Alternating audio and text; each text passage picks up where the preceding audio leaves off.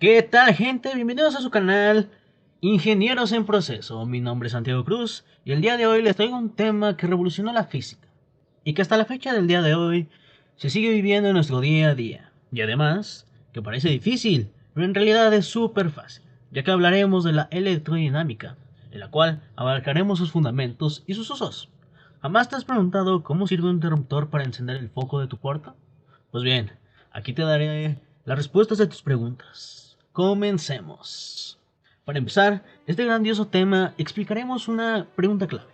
¿Qué es la electrodinámica? Bueno, es la disciplina dedicada al análisis de los fenómenos producidos por la electricidad en sus movimientos.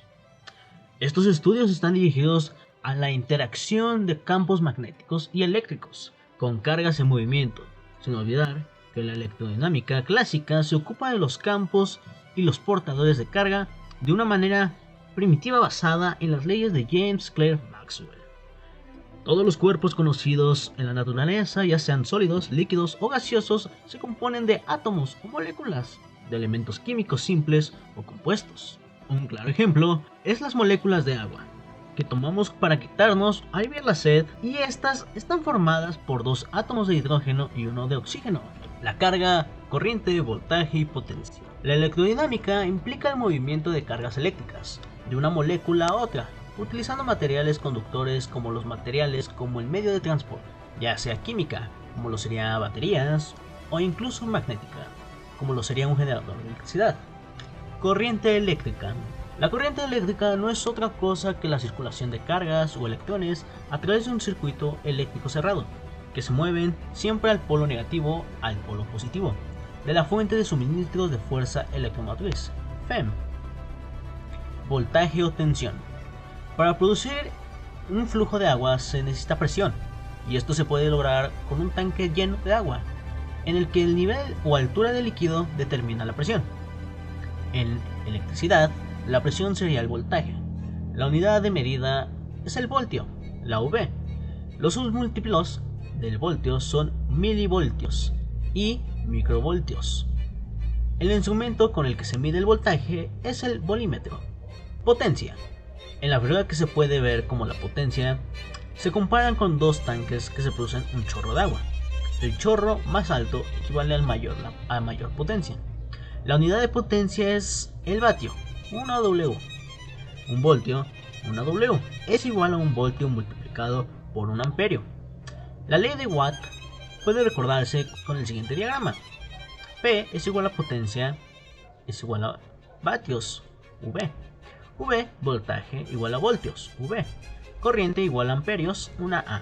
Resistencia. La resistencia es la propiedad que un conducto resiste el flujo de corriente, y se mide en ohmios, indicados por la letra omega. El nombre de esta unidad es un honor al físico alemán Georg Simon Ohm, quien en 1826 descubrió la sencilla pero muy importante relación entre voltaje, corriente y resistencia. La resistencia se encuentra en la corriente cuando pasa a través de un circuito cerrado, atenuando o ralentizando el flujo libre de corriente o electrones.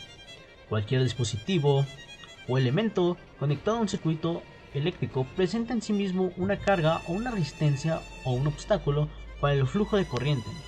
La resistencia es un elemento esencial en un circuito eléctrico, ya que ésta no permite que el libre flujo de electrones y por ende evita que el circuito sufra por un desgaste de constante circulación.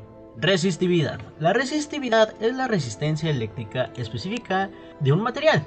Se designa por la letra griega Rm muscular, una P, y se mide por ohmios por metro.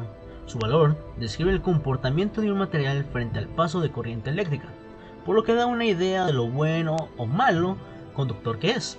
Un ejemplo de alto de resistividad indica que el material es malo, un mal conductor, mientras que un bajo indicará que es un buen conductor.